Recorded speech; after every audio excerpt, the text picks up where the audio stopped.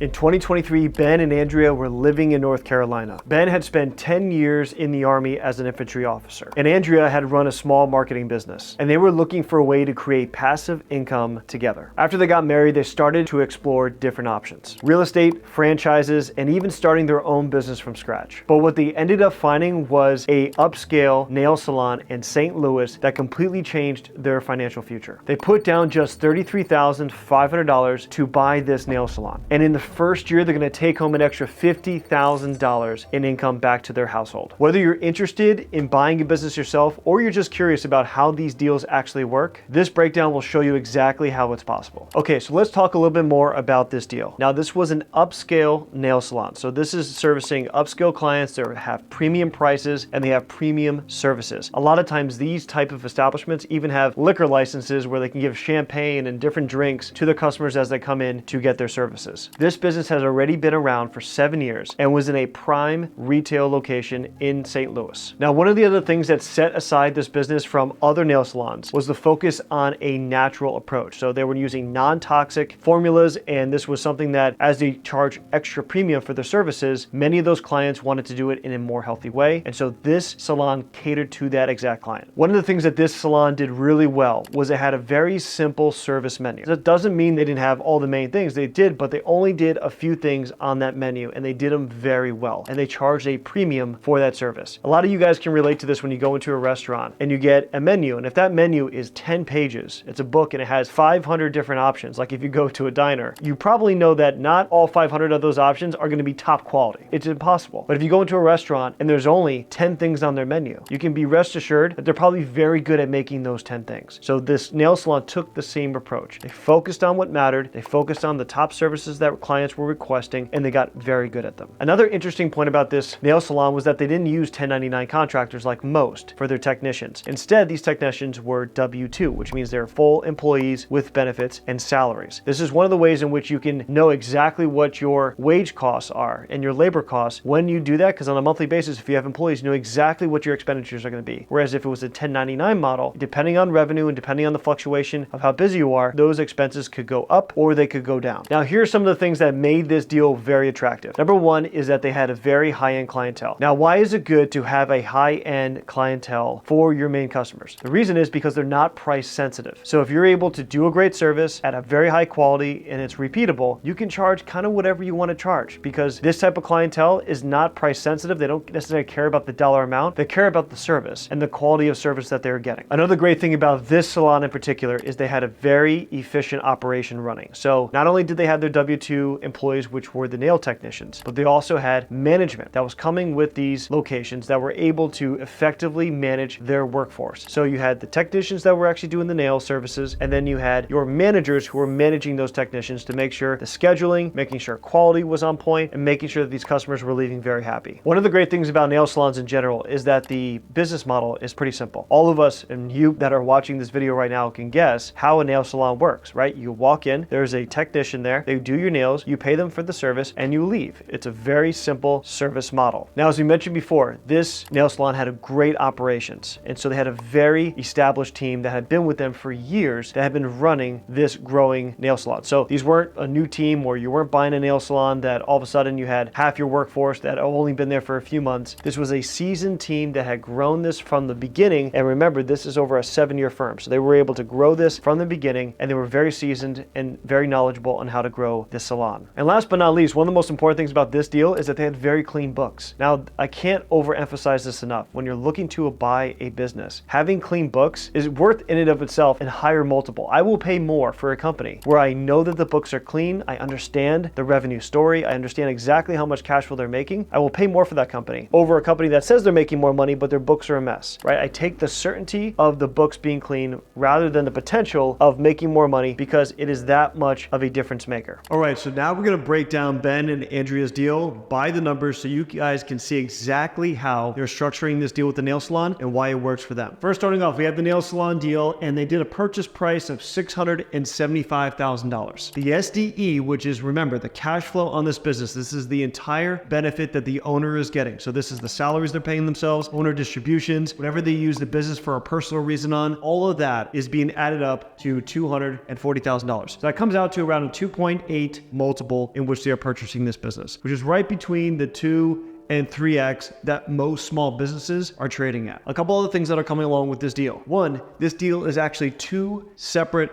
locations. Now, a big important caveat, only one is fully operational right now. The second one, they have a leased space, everything is ready to go, but the seller never got around to actually building it out and getting customers into that business. Okay, so you have the ability to quickly double in size because you already have a second facility, everything's built out, you just need to go and get the technicians to start taking out customers. Last, all the equipment is included. Now, this is pretty typical of most deals, especially nail salons, to get the equipment, but this was something where they had a lot of very nice newer chairs and salon materials for it to make like a nice looking space for both locations, and all of that comes included. So now let's look at the numbers and how they play out with the structure of the business. So here's the deal structure. Ben and Andrea, along with another partner, got an SBA loan for 90%, which it comes out to about $608,000. Remember, the business is selling for $675K. So 608 of it is already covered by the SBA loan. What does that leave then? That leaves 10% to be brought by